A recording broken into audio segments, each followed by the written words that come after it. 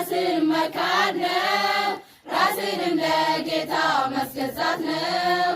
ክርስትና ጸንቶ መኖር ነው፣ ላመኑበት እምነት መታገል ነው።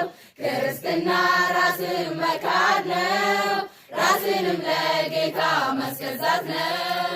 መከራ ቢመጣ ጸንቶ መኖር፣ ምክንያቱም ጌታ ሲናገር በሐዋርያው በጳውሎስ ቃል ጌታ ተዋርዶ እንዳከበረ እኛም ያንን ኖረን እናክብር።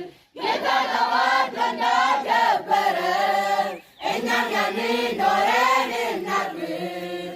መከራ ቢመጣ ጸንቶ መኖር፣ ምክንያቱም ጌታ ሲናገር በሐዋርያው በጳውሎስ ቃል ጌታ ተዋርዶ እንዳከበረ እኛም ያንን